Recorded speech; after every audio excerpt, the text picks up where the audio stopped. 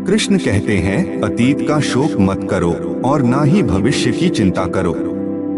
बस सच्ची ईमानदारी और मेहनत से वर्तमान में कर्म करो। लेकिन हम कितना वर्तमान में जीते हैं? हम में से कितने लोग हैं जो ये सोचते हैं कि हमें हमारा आज का दिन सत्कर्मों के साथ बिताना है? यदि हम ऐसा कर पाए तो निश्चित ही हमारा जीवन एक अलग ही आयाम में जाने लगेगा। हम ना भविष्य की चिंता में परेशान होंगे और ना ही अतीत के दुख में दुखी होंगे। भविष्य की चिंता ना करने का अर्थ ये नहीं कि हम भविष्य की तैयारी ना करें, पर इसका अर्थ है कि हम आज अच्छा कर्म करें जिससे हमें भविष्य की चिंता करने की आवश्यकता ही ना रहे। अगर आप ऐसा कर पाए तो आप पाएंगे कि आपकी चल रही सांसें भी आपको आनंद से भर देगी। एक बार दूर कहीं एक व्यक्ति किसी पहाड़ पे खड़ा रो रहा था। तभी वहां से एक योगी गुजर रहे थे। उसे रोता देख योगी उसके पास आए और बोले, क्या यहाँ से कूदकर आत्महत्या करना चाहते हो? व्यक्ति बोला, आपने सही कहा महात्मन, मैं यहाँ आया तो इसीलिए था, परंतु हिम्मत नहीं जुटा पा रहा। योगी बोले, क्या सब कुछ पीछे छोड़कर आए हो या साथ भी कुछ लाए हो? व्यक्ति ने बताया कि उसने सब पीछे छोड़ दिया है और अब उसके पास कुछ भी नहीं है। तो योगी ने कहा, जब तुम सब छोड़ आए हो तो फिर क्यों इतना बोझ लिए बैठे हो? व्यक्ति ने कहा, मेरे पास तो कुछ भी नहीं, मैं तो कंगाल हूँ। योगी मुस्कुराए और बोले, तो फिर तुम किस बोझ के नीचे दबे जा रहे हो कि तुम्हारी सांसें भी ठीक से नहीं चल रही? जब तुम कंगाल हो चुके हो और तुम्हारे पास कुछ भी नहीं, तो फिर क्या खो जाने का डर है तुम्हें? वह व्यक्ति योगी के चरणों में गिर गया और रोने लगा। वह व्यक्ति बोला, महात्मा जी, आपने तो मुझे पढ़ लिया, मेरे अपने भी कभी मुझे नहीं समझ पाए, आप ही मेरी समस्याओं का समाधान कर सकते हैं। योगी मुस्कुराए और बोले कि समस्या है कहाँ, जिसका समाधान मुझे करना है? व्यक्ति बोला, समस्या मेरे घर पर है, मेरे साथ मेरे घर चलिए। योगी बोले कि जब समस्या तुम्हारे घर पर है तो तुम परेशान क्यों हो? घर तो तुम छोड़ आए हो, यानी समस्या तुम्हारे घर पर नहीं तुम्हारे अंदर है, जिसे तुम अपने साथ लेकर घूम रहे हो। व्यक्ति बोला, महात्मा जी, मैं आपकी बात समझ रहा हूँ, समस्या और कहीं नहीं बल्कि मेरे अंदर ही है, इसीलिए तो मैं आत्महत्या करके अपनी समस्या से छुटकारा पाना चाहता हूँ। मैं किसी काम का नहीं हूँ, मैं जो भी करने जाता हूँ वो काम बिगड़ ही जाता है, मेरी किस्मत ही बहुत खराब है।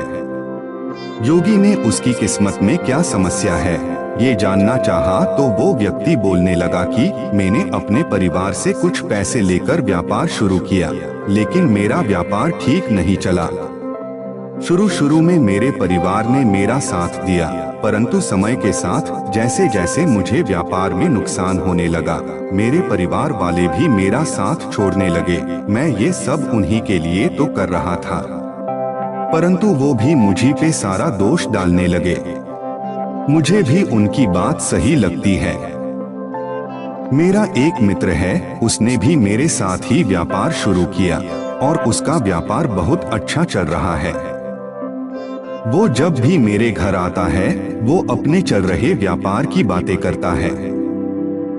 वो बताता है कि कैसे उसने अपनी मेहनत और समझदारी से इतना बड़ा व्यापार खड़ा कर लिया। मेरे घर वाले उसकी बातें सुनकर मुझे कहते हैं कि देख उसे, तेरे बस का तो कुछ भी नहीं। योगी बोले, तुम्हारा मित्र तुम्हारे घर बार बार क्यों आता है? व्यक्ति बोला, वो मेरे घर मुझे नीचा दिखाने आता है। योगी बोले, क्या तुम्हें उसे देखकर दुख होता है? व्यक्ति बोला, हाँ, दुख तो होगा ही। योगी ने कहा, यानी अगर उसका व्यापार ठीक से ना चले और उसे नुकसान हो तो तुम्हें खुशी होगी? व्यक्ति हाँ बोला। योगी बोले, यानी तुम्हारी खुशी तुम्हारे मित्र के हाथ में है। वो चाहे तो तुम्हें खुश कर सकता है और यदि चाहे तो दुखी। तुम ना तो स्वयं से खुश हो सकते हो और ना ही दुखी। तुम अपने मित्र के गुलाम हो गए हो। तुम्हारी समस्या का मेरे पास कोई समाधान नहीं है, क्योंकि तुम्हारे सुख और दुख दूसरों के व्यवहार से आते हैं। व्यक्ति बोला, ऐसा ना कहे, मुझे आपसे बहुत आशा है। योगी बोले, जब हम दूसरों से आशा बांध लेते हैं तो हम उन पे निर्भर हो जाते हैं। यदि मैं तुम्हें कोई रास्ता ना बताऊं तो तुम दुखी रह जाओगे, और यदि बता दूं तो शायद तुम्हें कुछ मिल जाए। परंतु यदि तुम अर्जुन की तरह कृष्ण पे विश्वास करके खुद कर्म में लग जाओ तो तुम सफल हो या ना हो, तुम दुखी नहीं होंगे। तुम्हारा मित्र आज तुम्हें दुखी करने आता है, परंतु वो बातें तो सच्ची ही बताता है। उसकी बातें सुन के दुखी होने की जगह तुम्हें तो प्रसन्न होना चाहिए कि तुम्हें घर बैठे बैठे इतना अनुभव मिल रहा है जो उसने सालों में एकत्रित किया होगा। यदि तुम उसके अनुभव का उपयोग करके अपना कर्म करो तो तुम्हें उससे भी जल्दी सफलता मिलेगी, क्योंकि तुम्हारे पास उसका अनुभव होगा। व्यक्ति बोला, आप सही कह रहे हैं। मेरे जीवन को मैं नहीं, दूसरे ही चला रहे हैं। परंतु क्या अपनों के लिए कुछ करना गलत है? मैंने तो अपनों के लिए ही कुछ करना चाहा, और आज वही मुझे दोष देते हैं। योगी बोले, तुम वास्तव में उनसे प्रशंसा चाहते हो। तुम चाहते हो कि तुम उनके लिए कुछ करो तो वो तुम्हारी प्रशंसा करे। जब वो ऐसा नहीं करते तो तुम उन्हें मतलबी समझने लगते हो। यदि तुम वास्तव में किसी को अपना परिवार मानते हो तो उनके लिए किया गया कार्य तो तुम स्वयं के लिए ही कर रहे हो, और स्वयं के लिए किए गए कार्य में प्रशंसा की इच्छा नहीं होती। जब आप अच्छा कार्य सिर्फ इसलिए करते हैं कि आपको वो अच्छा लगता है तो आप किसी की प्रशंसा पे निर्भर नहीं रहते। व्यक्ति बोला, आप सही कह रहे हैं। इतने वर्षों से मैंने अपने जीवन का नियंत्रण दूसरों को दिया हुआ था, अब मैं खुद ही अपने जीवन को अपने हाथों में लूंगा। अब चाहे सफलता मिले या ना मिले, मैं बस अपना कर्म करूंगा और किसी से कोई अपेक्षा नहीं रखूंगा। ये सुनकर योगी बहुत प्रसन्न हुए और उसे एक छोटा सा डिब्बा दिया और कहा, इस डिब्बे को जीवन में तभी खोलना जब तुम्हें जीवन में सब कुछ समाप्त होता महसूस हो, जब तुम्हारे जीवन में कुछ ना बचे, तुम्हें सब कुछ व्यर्थ लगे और मेरी बातें भी व्यर्थ लगे। और योगी वहां से चले गए।